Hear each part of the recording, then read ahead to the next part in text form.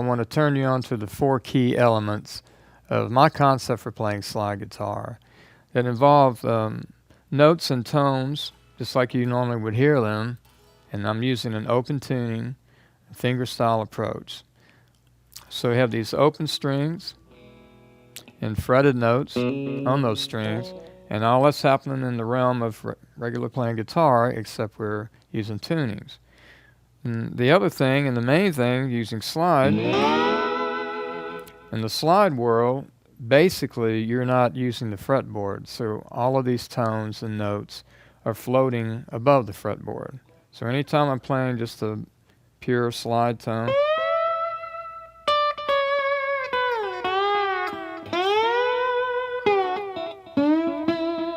and all of those notes are all made with the slide on the strings, floating above the fretboard. And then the other thing you can do, though, is combine the two worlds, where you have the slide notes, then you reach back behind the slide, and now you're using part of the fretboard with fretting these notes here. And what happens is these strings that are fretted pass underneath the slide, floating above it again, and in combination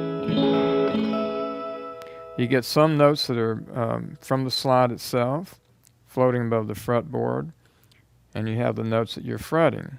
And what that does is open up a window for harmony and rhythm and melodies that make for a more complex sound overall. In the next area, and this is where it gets a little trippy, just bear with me, but when you're playing slide,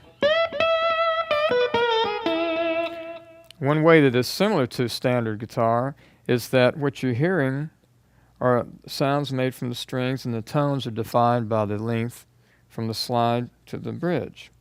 All right, just like you would if you were just playing a riff. Same thing, but on the other side of the glass, you have tones that are made that are defined from the nut to the slide from the back here. So now I'm actually picking these notes individually. I'm not pressing down at all. So I'm kind of plucking those strings. And John Hyatt, when he heard that, we were in the studio, he came up with the term. He said, "Man, those are ghost notes." And I kind of like that, so I've been calling it that ever since. So thank you, John. And the thing to remember is, by combining these, you have those tones, then you have the tones on this side. It's the same over here. So it's the ghost note of that same note on the E up here. So if you combine all of that, you have open and fretting, and then you combine the two.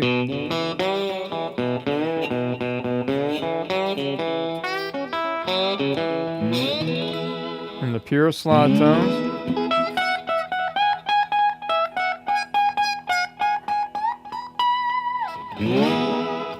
And then you reach back and back fret. And you're combining fretted notes with the glass and with the slide. And what I think happens is there's a clash between the fretted notes and the slide that create oscillations and harmonics that's pretty much makes up the mojo. Because as I lift my finger up, these aren't guarded or dampened in any way, and so they're ringing out too. And you have some that's in the mix as well.